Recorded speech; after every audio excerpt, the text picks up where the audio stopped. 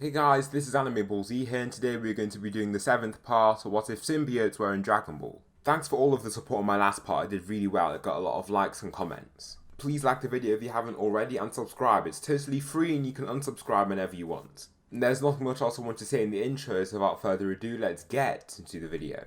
Slick talker since a jet. Winter time, all the time, ooh, yeah. Look at the way that I move, swag, disrespectful and I'm rude, okay. I had cocaine in the school. Vegeta zooms towards 17 and punches him before he's kicked into the air by 18. They continue to battle in this manner and somehow Vegeta is holding his own rather well. I'd say he's losing, but he's also landing some hits of his own and handling himself rather well. Future Trunks knows that his father won't be able to continue like this for a long time, so he decides to step in. Vegeta blocks an incoming punch from 18, then swivels around to dodge another attack that comes his way from Android 17, a kick.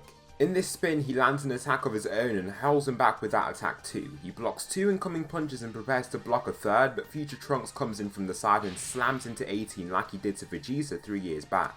"I'll take 18, you take 17, Trunks shouts out to his father, engulfing in his anti-venom symbiote. His power increases significantly, even more than when Goku uses his symbiote. In Super Saiyan 2, he is incredibly strong. Vegeta is even proud to have a Saiyan by his side that is as strong as he is. "I don't need any help," Vegeta exclaims, charging into battle with 17 once again. He lands a punch on him, then launches a close-up ki blast to knock him back, but he is kicked in the side by Android 18. Once he blocks a punch from 18, he is hit in his back by an energy wave from 17. This frustrates the prince quite significantly, but his arrogance keeps him fighting in this scenario. Not taking heed of Vegeta's demand, Trunks punches 18 and launches a barrage of ki blasts down towards her, which leaves his father with 17. Vegeta isn't really able to stop him from doing that since he is already so occupied with his other opponent. Both fighters end up back to back, and as this happens, Anti-Venom starts to heal Vegeta's injuries. I'm pretty sure I said this in my last part, but in case you've forgotten, Anti-Venom can heal people without having to bond to that person. With his injuries healed, his strength is raised once again. "I'll take out you androids once and for all," Trunks shouts, darting towards 18.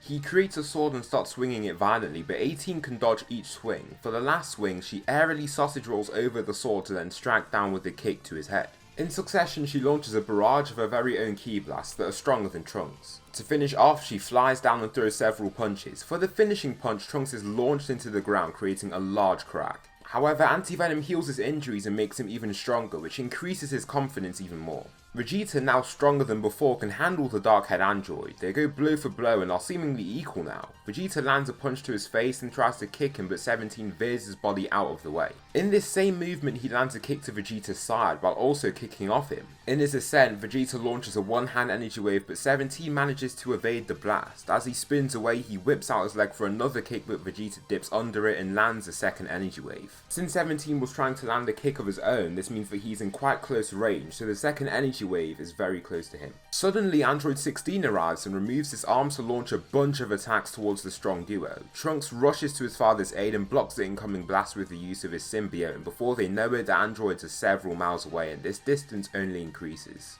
"Cowards," Vegeta says, returning to his base form. "I'm going after them," Vegeta says to Trunks, who is beside him. "Fine then, I'll go and heal Goku," Trunks says, flying in the opposite direction. He's reluctant to let Vegeta go off to fight the androids alone, but he knows that he's gotten stronger after he healed his injuries, and he's confident in his abilities. He knows how strong his father is now, but the problem is that he has no clue how strong Android 16 is. Anyway, he can return with Goku to take down the androids if he needs to. Piccolo then goes to fuse with Kami, forming the Nameless Namekian once again. Then, Imperfect Cell arrives from Timeline 3, and this cell has a certain trait that is different.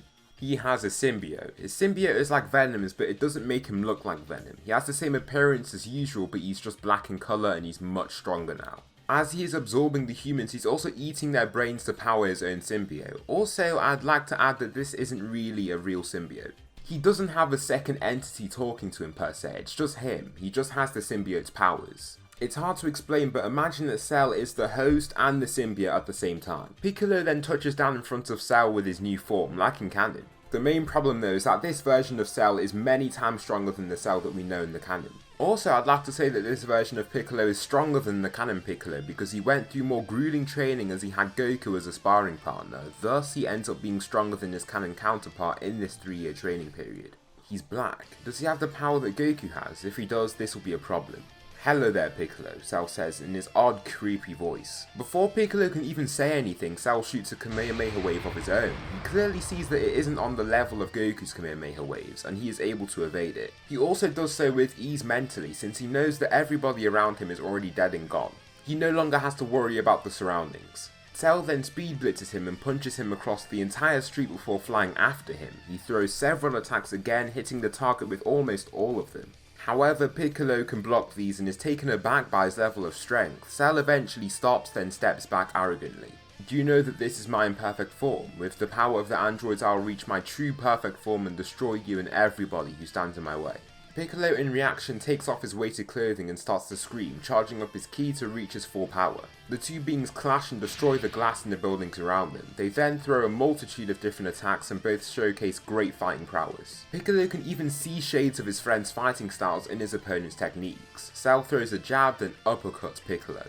He tries to kick him, but Piccolo blocks and lengthens his right arm to punch Cell in the face. In that same motion, he grabs his head and shortens his arm to pull Cell towards him. As he is coming towards him, he tries to launch a ki blast, but symbiotic mass grows across Cell's right arm. Therefore, he's able to block Piccolo's blast with ease. Piccolo then gets stunned with 2 punches to the face, and then a solar flare to completely daze him. With him in this position, Cell launches his own special beam cannon that goes right through Piccolo's stomach. Blood spurts out from the wound and Piccolo stumbles to a knee after he's been hit with this blast. He coughs blood and slowly looks up to Cell, who towers over him and covers the sun from his view. "Get out the way," Goku shouts from behind him, fully healed due to anti-venom. So Goku here takes the heart virus cure to slowly let him recover, but Future Trunks' symbiote bonded to part of the cure as it was being made. Anti-venom was never supposed to exist. He was only supposed to be a modified version of Venom, but since he bonded to the antibodies in the heart virus cure, anti-venom was formed. The antibody specifically in the heart virus cure. Anti-venom is capable of healing Goku much faster, so he is completely fine now. Piccolo falls to the side and Goku flies right in to hit Cell, as he is a Super Saiyan.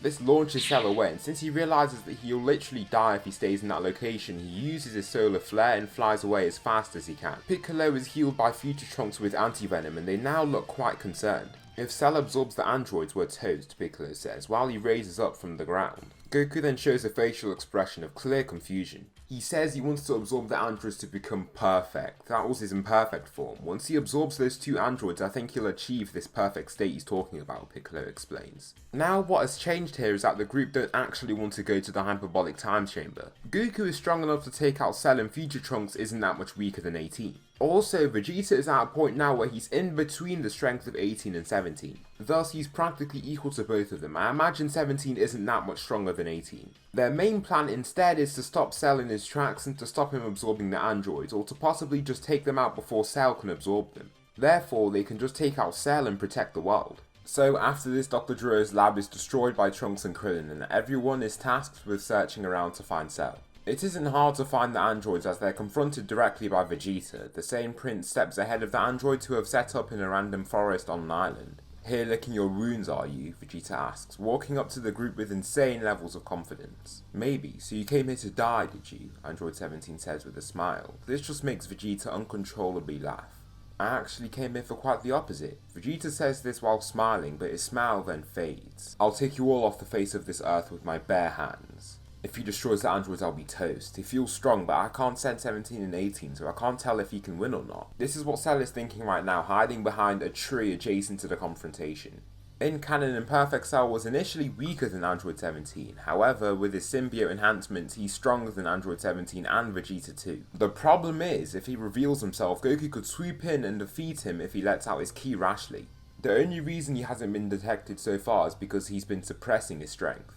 Ahead of the androids, he powers up into a Super Vegeta form once again, and 17 initiates the battle by flying towards him. Vegeta just flies back with a smile and is faster than him to begin. However, Android 17 increases his speed to full throttle and covers the distance between them swiftly, landing the first attack of their bout. Vegeta kicks him into the air, then launches a ki blast, but 17 blocks the blast as he dives down towards him. He lands 2 powerful punches in Vegeta's stomach to make him approach the surface of water below them. However, he zooms up and slams into 17 with incredible force, then falls into a power struggle with him. They struggle to overpower each other, and after some time, Vegeta starts to take the upper hand. His raw strength is greater than that of 17's, and his size is evidence of that.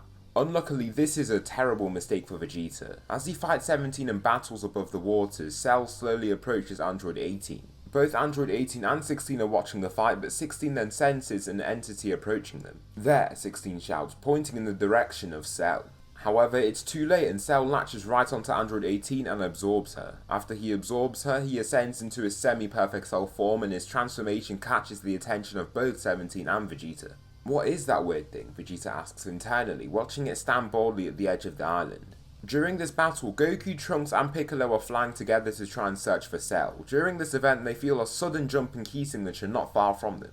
"Did you feel that? Who is that?" Piccolo says as he feels the incredible power coming from beside them. The trio dive down towards the location of the jumping key signature. Goku, who is at the forefront of the group, sees Cell flying towards Android 17. Once he sees this, he punches him away with the most force that he can muster, but all he does is move him like 3 meters away. "He looks different, he's absorbed the female android," Venom states, looking at the new Dark Cell. Vegeta is very confused about what is going on and how this weird being has taken a shot directly from Goku and shrugged it off. "What is that thing?" Vegeta asks, reverting to his base form.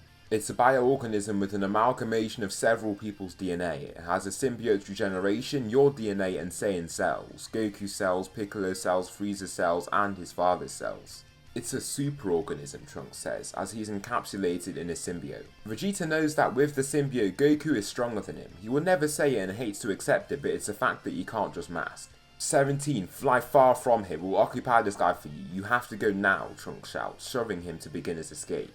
It is tough for him to not just slay the android right there and then, but once he sees the human expression in his face, he resists. 17 is confused, but he just flies away and 16 follows him. "You all stop me reaching my true form, I'll destroy you and get the android I deserve," Cell declares, clashing with Goku directly. Trunks tries to enter the fight too, but Vegeta places his hand ahead of him to stop him. "Do you want to break your true Saiyan honor? Like Kakarot fight," Vegeta says, watching the fight himself. Goku throws 2 punches at Cell, but he evades both punches and lands a palm slam on Goku's chest. His black symbiote absorbs a lot of the force, but he's still sent crashing into the water below them. What he notices is that he can breathe just fine as he's under the water. "Don't worry, I can provide oxygen to your body while you're under here. I believe Cell has that same ability too, judging from his dark exterior," Venom says. Cell dives into the water too, and it's evident that he has no problem staying under the water too. Cell punches Goku across the cheek, then throws a few more punches to his face too. Each punch creates waves in the water above, and he shoots Goku through the water by kicking him. Goku's power starts to increase after receiving these devastating attacks, but he really doesn't know how to win. Cell is way stronger than him and faster, so he can't land an attack and is forced to take all of his. Goku then flies right out of the water, facing his opponent in his Super Saiyan form while being covered by venom. He doesn't even get any time to try and think about a strategy, and he's forced to take a powerful kick from Cell. Next, black symbiote mass forms around Cell's left hand to form an enlarged fist, which he uses to punch Goku all the way to the island beside them. So that will conclude the 7th part of What If Symbiotes Were in Dragon Ball. Tell me something you liked about this part, or something that I should improve on for the next one. Thanks so much for watching, and I'll see you in the next video.